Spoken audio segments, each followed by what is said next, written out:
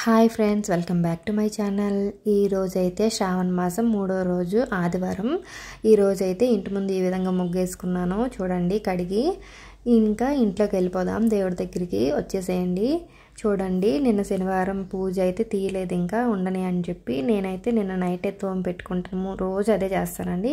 ఈ విధంగా అయితే పాత పూలన్నీ తీసేసి మళ్ళీ ఏ రోజు ఆ రోజేనండి కొత్త పూలన్నీ పెడతాను. మళ్ళీ చూడండి, ఏమని ఇంకా వాడిపోలేదు అని అంటేనే ఉంచుతాను, లేదంటే ఏ రోజు ఆ రోజే ఫ్రెష్గా పూలు పెట్టి డెకరేషన్ చేస్తాను దేవుడికి మాత్రం.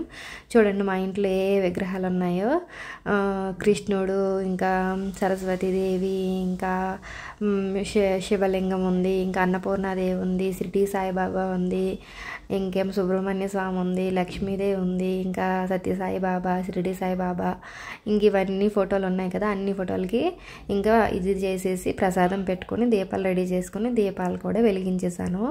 చూడండి, ఈరోజైతే పాలండి, పచ్చిపాలు పెట్టుకున్నాను. పచ్చిపాల్లో కొంచెం పంచదార ఇంకా ఇలాచి వేసి పెట్టుకున్నాను. ఈ విధంగా అయితే పూజ కోసమని కూర్చున్నాను. ఆదివారం కదా, మా బాబు స్కూల్ లేదు, ప్రశాంతంగా చేసుకుంటున్నాను. ఇంకేమో వాడికి రెడీ చేయాలి, ఏమేమి రాదులేదు కదా, ఇంక వాడు లెక్క ముందు పూజ చేసేద్దామని చెప్పి త్వరగా పూజకి రెడీ చేసుకున్నాను. ఈ విధంగా అయితే గణేష్ మంత్రం చదువుకొని పూజ కంప్లీట్ చేశాను. గణేష్ మంత్రం అయ్యాక తర్వాత సాయిబాబాది చదువుకున్నాను, తర్వాత అమ్మవారిది అష్టోత్తరం చదువుకున్నాను. అమ్మవారి అష్టోత్తరం అయిన తర్వాత అష్టకం చదువుకున్నాను. ఇంకా తర్వాత ఏం చదువుకున్నానంటే అన్నపూర్ణాదేవి అష్టకం చదివాను. తర్వాత ఏమో ఇంకా లింగాష్టకం కూడా చదువుకున్నాను.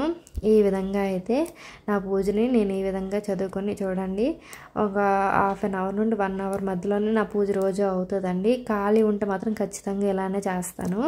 శ్రావణ మాసం కదా, ఖచ్చితంగా బాగా పాటిస్తామండి. ఆదివారం కూడా నాన్ వెజ్ తినడం అలాగే ఎటు ఉండదు, మేము తినము. ఈ విధంగా అయితే పూజ అయిపోయింది. హారతి అయితే ఇచ్చేస్తున్నాను. 1 అవర్ పట్టింది ఆదివారం అయితే పూజ.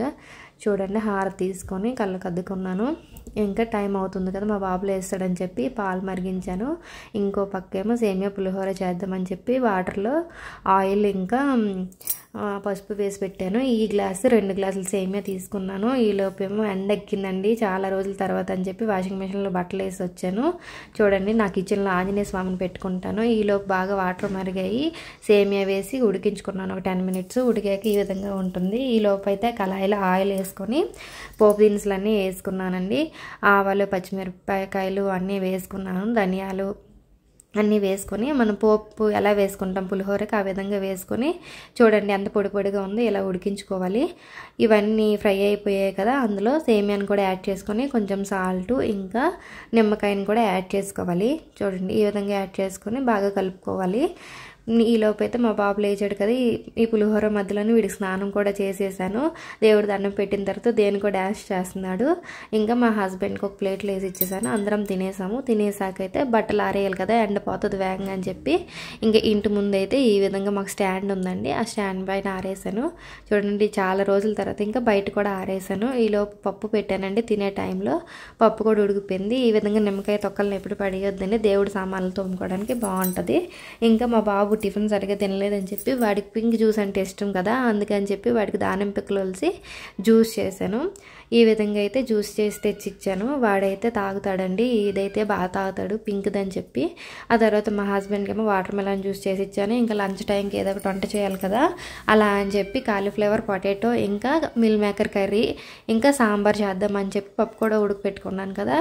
ఇంకా సాంబార్ కోసం ఒక గిన్నె తీసుకుని అందులో ఆయిల్ వేసుకుని పోపు దినుసులు, అల్లం వెల్లుల్లి, ఉల్లిపాయలు, పచ్చిమిరపకాయలు, కరివేపాకుని యాడ్ చేసుకొని అవి బాగా ఫ్రై అయ్యాక మనం దగ్గర ఏవైతే ఉంటాయో సాంబార్లోకి వేసుకోవడానికి ఆ ముక్కలని కట్ చేసి పెట్టుకున్నాను కదా, అవన్నీ యాడ్ చేసి అవి బాగా ఫ్రై అయ్యాక చింతపండు పులుపు కూడా వేసుకొని ఇంకా దానిలో ఉప్పు, పసుపు యాడ్ చేసుకుని బాగా మరిగించాను. ఈ విధంగా మూత పెట్టి ఈలోపు కర్రీ కోసం ఒక కడాయిలో ఆయిల్ వేసి పోపు దినుసులు వేసుకొని కరివేపాకు ఇంకా ఉల్లిపాయలు ఫ్రై చేశానండి. ఈలోపు మా హస్బెండ్ బయటికి వెళ్ళి వచ్చారు. చూడండి, దేవుడికి రోజు నైవేద్యంగా ఉండాలి కదా, అలా అని చెప్పి ఇదిగోండి పియర్స్, జామకాయలు, యాపిల్స్, దానిమ్మ, ఇంకా బనానాలు తీసుకొచ్చారు. వాటితో పాటు మా బాబుకి లేసు ఇంకా చిన్నప్పుడు ఉండే కదండి మైసూర్పాకు, అవి కూడా తెచ్చాడు. ఈ లోపు అయితే మనకి ఉల్లిపాయలు ఫ్రై అయిపోయాయి. అందులో పసుపు, ఉప్పు వేసేసి ఇదిగోండి పొటాటో, కాలీఫ్లవర్ ఇంకా మిల్ మేకర్ని కూడా యాడ్ చేసుకొని బాగా కలుపుకున్నాను.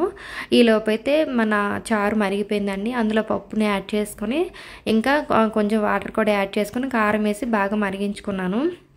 ఈ లోపైతే సాయంత్రం గారెలు వేద్దామని చెప్పి గారెలకు పప్పు నానబెట్టుకొని ఇంకో పక్కేమో బెల్లం అట్లు చేద్దాము అని చెప్పేసి పెట్టాను. ఈ విధంగా అయితే నేను ఇంక వంట అవుతుంది కానీ నీట్గా క్లీన్ చేసుకుని సామాన్లు అన్నీ తోమేశాను. చూడండి, ఈ విధంగా సాంబార్ మరుగుతున్నప్పుడు సాంబార్ పౌడర్ కూడా యాడ్ చేసేసాను. ఈ విధంగా అయితే మన సాంబార్ రెడీ అయిపోతుందండి. ఇదిగోండి, ఈ లోపు అయితే కర్రీ కూడా ఫ్రై అయిపోయింది, దగ్గరికి అయిపోయింది. ఇప్పుడు ఇందులో కారం ఇంకా కర్రీ మసాలా వేసాను. నచ్చితే సబ్స్క్రైబ్ చేసుకోండి నా ఛానల్.